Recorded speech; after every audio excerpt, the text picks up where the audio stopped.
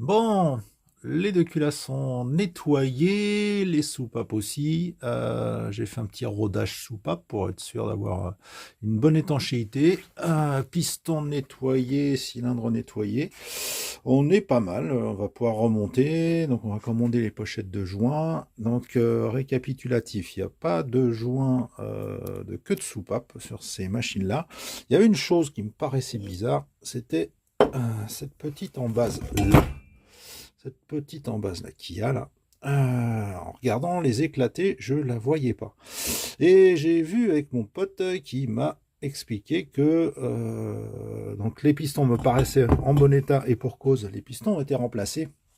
Et à l'occasion de ce remplacement de pistons, ils ont rajouté ces cales d'épaisseur euh, pour, si je le cite, réduire la puissance de ce moteur qui serait trop importante et donc des cales d'épaisseur ont été rajoutées pour en gros décomprimer le moteur.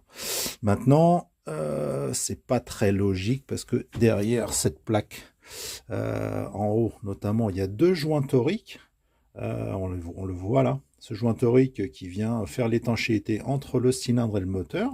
Sauf que si tu mets cette cale entre le joint et le moteur, et ben l'étanchéité n'y est plus. Donc j'ai bouclé avec mon pote, il est ok. On va supprimer ces cales d'épaisseur. C'était sans ça à l'origine.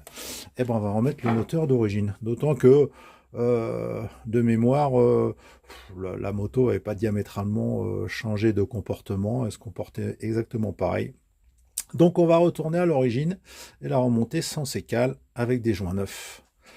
Et maintenant, je me pose la question, est-ce que j'en profiterai pas que le moteur est démonté et ben pour le mettre dans le cadre, vu que là, je vais bien retirer allez, une quarantaine de kilos. Non, peut-être, ouais, si, peut-être une quarantaine de kilos quand même, entre cylindre, piston, tout ça.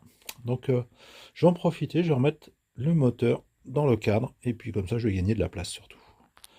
Allez, et ben c'est parti.